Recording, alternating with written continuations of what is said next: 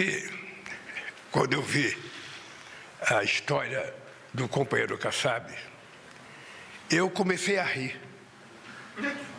Porque, como ele disse, se a eleição fosse hoje, eu perderia. Eu olhei no calendário e percebi que a eleição vai ser só daqui a 2 anos. Eu fiquei muito despreocupado, porque hoje não tem eleição. Segundo, eu acho que o Kassab foi injusto com o significado do companheiro Haddad no Ministério da Fazenda. É importante a gente lembrar. Eu posso não gostar pessoalmente de uma pessoa. Eu posso ter crítica pessoal àquela pessoa. Mas não reconhecer que o companheiro Haddad começou o nosso governo coordenando a PEC da transição, porque a gente não tinha dinheiro para governar o país em 2023. E nós conseguimos, num governo, num parlamento totalmente adverso, totalmente, porque o meu partido só tinha 70 deputados em 513, a gente conseguiu aprovar a PEC da transição, que permitiu a gente ter dinheiro para cuidar das políticas, pagar inclusive dívida do governo passado, e ainda teve política para fazer mais investimento em educação e também no Bolsa Família. Então, é uma coisa que eu acho que o Haddad é um ministro extraordinário e está fazendo. A segunda coisa é o arcabouço fiscal. Ou seja, o companheiro Haddad coordenou com o Congresso Nacional, sabe, uma indicação de uma seriedade administrativa estupenda. Ou seja, ele convenceu todo o governo e o Congresso Nacional de que, além da gente cumprir o arcabouço fiscal, a gente não poderia gastar mais de 2,5% em investimento. Essa é uma coisa extraordinária, porque isso foi feito contra todas as pessoas que querem, sabe, investir mais. Não é gastar, é investir mais. E foi aprovado no governo e foi aprovado no Congresso Nacional. Depois, o companheiro Haddad coordenou uma coisa que o mundo vai agradecer e o Brasil vai agradecer, que foi a aprovação da reforma tributária. Jamais houve uma reforma tributária feita num regime democrático. Jamais. Uma política tributária aprovada com o Congresso, sabe, funcionando da forma mais independente, com o Senado trabalhando da forma mais independente, com a imprensa fazendo a crítica que quiser fazer, e com a organização da sociedade totalmente livre, nós conseguimos a proeza. Foi, na verdade, um milagre que nós conseguimos fazer uma política tributária que vai entrar em vigor em 2027, para que o Brasil passe a ser um país mais atrativo para investimentos estrangeiros e mais seguro para os investimentos nacionais. Ou seja, na verdade, só por isso o Haddad deveria ser elogiado pelo Kassab. Agora, eu não posso, sabe, pedir para o Kassab elogiar se ele não quer elogiar. Então, eu acho, primeiro, que não tem eleição agora, então eu estou tranquilo. Sabe? É como se falasse agora, o Corinthians vai perder o campeonato de 2026. Deixa chegar o campeonato para ver se ele vai perder. Outra coisa é o Marcos Pereira. É importante lembrar que eu não tive apoio de muitos partidos desses na época das eleições. Muitos deles não me apoiaram nas eleições. Daí porque a indignação de muita gente de achar que eu não teria condições de governar, porque tinha muito partido que não tinha votado em mim e que eram maioria no Congresso Nacional, contra os 70 do PT, os 10 do PCdoB, os 10 do PSB. Nós éramos muito poucos. E o que aconteceu? Foi o momento em que nós aprovamos mais projetos de lei e medida provisória na história desse país. Numa demonstração de muita capacidade de conversa, de muita capacidade de articulação, de muita competência de ceder naquilo que você pode ceder, porque quando a gente manda um projeto para o Congresso Nacional, esse projeto não é obrigatoriamente votado do jeito que a gente quer. Nós compreendemos que o Congresso tem um direito de mudar, de fazer emenda. Se for colocado jabuti, eu veto. E mesmo assim o Congresso tem o direito de derrubar o meu veto.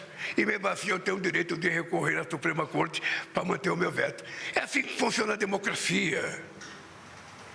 É assim que funciona a democracia. Então, se os republicanos vão me apoiar ou não em 2026, deixa chegar 2026.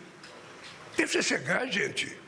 Não vamos tentar antecipar 2 anos.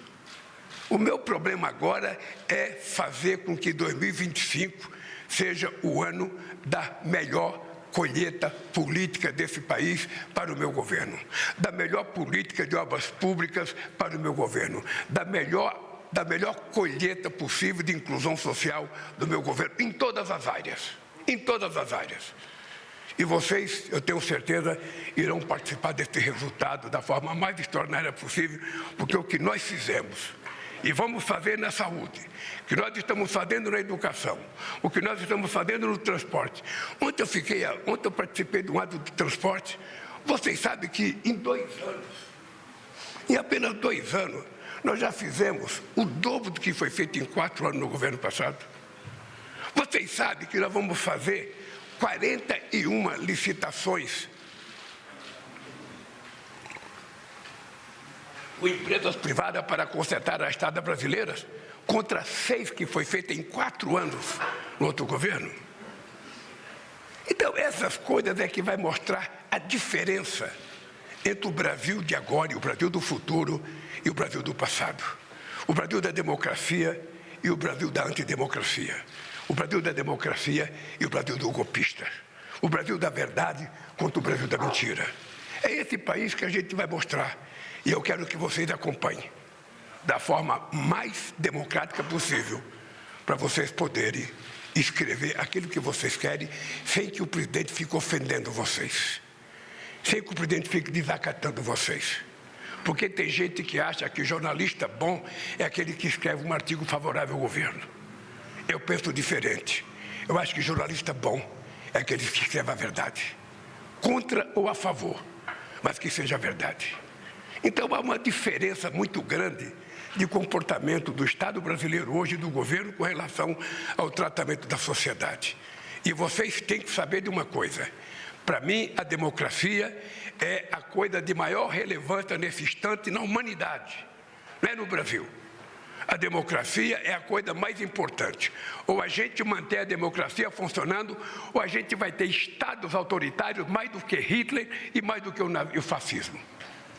E é por isso que a democracia é um valor incomensurável na minha vida daqui para fora. Eu tenho dito para os trabalhadores, eu tenho dito, ao invés de vocês ficarem fazendo pauta de reivindicação, façam quantas vocês quiserem, mas coloquem a democracia, porque só com democracia é que vocês conquistam as coisas. Só com democracia, com o direito de greve, com o direito de xingar governo, com o direito de fazer passeata, com o direito de fazer tudo. Se a gente perder isso, a gente perde a coisa mais extraordinária, que é a democracia. Eu gosto tanto da democracia, porque jamais, no regime autoritário, o metalúrgico seria presidente da República. Jamais. Jamais um índio seria presidente da Bolívia. E a democracia, ela é extremamente importante, porque ela permite o contrário. Ela permite uma aliança como eu e o Zé Alencar. Ela permite uma aliança como eu e o Alckmin. Quem é que imaginava que eu ia fazer uma aliança com o Alckmin? E eu fiz, e sou agradecido pelo extraordinário serviço que ele está prestando ao Brasil e ao meu governo. Vou passar a palavra agora ao Renan Truffi, do Valor Econômico. Presidente, bom dia. Sou o Renan Truffi, do Valor Econômico. Eu queria perguntar para o senhor o seguinte: nessa semana foi noticiado que o senhor autorizou o aumento do diesel. E esse é um produto que interfere principalmente no frete em relação aos caminhoneiros. O governo do senhor está monitorando a possibilidade de os caminhoneiros fazerem outro protesto, pararem as estradas e algo do tipo, ou não? Como é que o senhor vê isso? Repete a pergunta para mim, por favor. Vamos lá. Nessa semana, foi noticiado que o senhor autorizou o aumento do diesel para a Petrobras. E isso é uma questão que interfere nos caminhoneiros. Deixa eu te falar uma coisa. Eu não autorizei aumento do diesel. Porque desde o meu primeiro mandato, que eu aprendi que quem autoriza o aumento do petróleo, derivado de petróleo, é a Petrobras e não é o presidente da República. Essa é a primeira verdade que eu quero dizer. Eu já aprendi há muito tempo isso. E aprendi uma outra coisa. Se a Petrobras tiver que fazer um reajuste E veja a diferença, eu falei reajuste e você falou de aumento. É porque se ela tiver que fazer um reajuste, ainda assim, não levando em conta o aumento da inflação de 2023 a 2024, sem contabilizar a inflação, se colocar essa inflação no preço, se ela fizer reajuste, ainda assim será menor do que dezembro de 2022.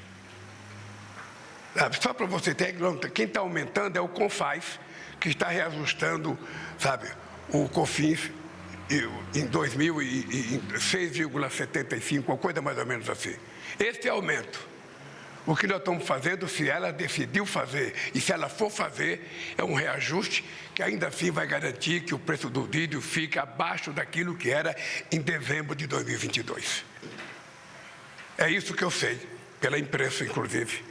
Li muito hoje o que vocês escreveram ontem, mas ainda não fui avisado se ela vai aumentar ou não, e ela não precisa me avisar. Se ela tiver uma decisão de que para a Petrobras é importante fazer o reajuste, ela que faça. E comunica à imprensa. Tá? Sobre os caminhoneiros?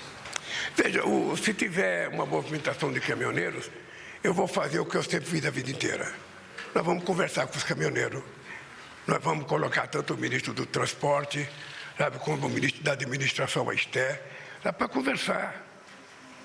Nós não temos nenhuma preocupação, nós vamos conversar com todo e qualquer setor que tiver qualquer problema com o governo.